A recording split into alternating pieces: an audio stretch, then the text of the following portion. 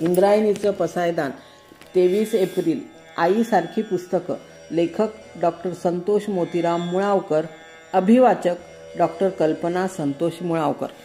पुस्तकं उगवतात जात्यावरच्या ओवीतून आणि बोलतात भंगलेल्या माणसाच्या अभंग दुःखातून. पुस्तकं उगवतात आईच्या हाताला पडलेल्या चटक्यातून आणि बोलतात भाकरीच्या वेदनेतून. पुस्तकं उगवतात वडिलांच्या हाताला पडलेल्या घट्ट्यातून आणि बोलतात वडिलांच्या पायाला पडलेल्या भेगातून. पुस्तकं उगवतात देशभक्तांच्या रक्तातून आणि लढतात तळहातावर शीर घेऊन. पुस्तकं उगवतात तळमळणाऱ्या प्राणातून आणि बोलतात आतुरलेल्या गाण्यातून. पुस्तकं उगवतात विचारांच्या शक्तीतून आणि बोलतात मानवाच्या मुक्तीतून. पुस्तकं उगवतात शास्त्रज्ञांच्या प्रयोगातून आणि बोलतात नव्या संशोधनातून. पुस्तकं उगवतात स्वातंत्र्याच्या मिठातून आणि बोलतात सत्याच्या आग्रहातून. पुस्तकं उगवतात चवदार तळ्यातून आणि बोलतात समतेच्या भाषेतून. पुस्तकं उगवतात शेतातल्या काळ्या मातीतून आणि रडतात शेतकऱ्याच्या आत्महत्येतून.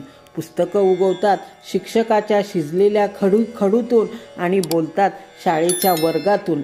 पुस्तकात असते शाळा चैतन्याचा मळा, पुस्तकात असतो पाऊस भिजण्याची हौस, पुस्तकात असतो जगण्याचा छंद वागण्याचा गंध, पुस्तकात असतं कैवल्याचं ज्ञान सम्यकाचं विज्ञान, पुस्तकात असतो न दिसणारा बिंदू दिसण्याच्या पलीकडचाही सिंधू, पुस्तकात असते काळी धरती निळा आकाश, पुस्तकं असतात विणलेली रचलेली गुंफलेली आणि एकमेकात गुंतलेली, पुस्तकं असतात रंगलेली आणि रंगवलेली, पुस्तकात असतो माणसाच्या पाखरांचा चिवचिवाट, पुस्तकात असतो पाखरांच्या लेकरांचा किलबिलाट, पुस्तकात असतो माणूस, पुस्तकं माणसांचीच असतात, पुस्तकं जोडतात तोडलेला माणूस, पुस्तकं हसवतात रडलेला माणूस, पुस्तकं चालवतात अडलेला माणूस, पुस्तकं भागवतात नडलेला माणूस, पुस्तकं जागवतात झडलेला माणूस, पुस्तकं घडवतात माणसातला माणूस, पुस्तकं देतात हात कधीही न संपणारी साथ,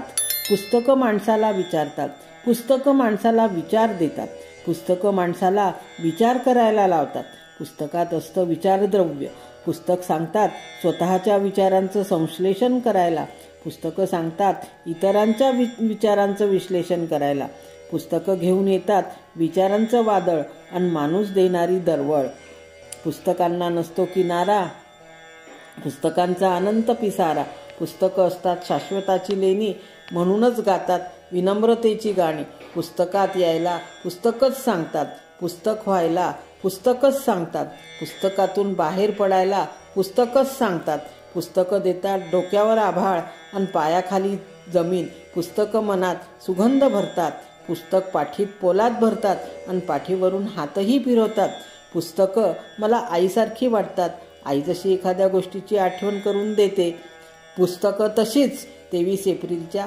जागतिक पुस्तक तथा लेखक संपदा हक्क दिनाची आठवण करून देतात.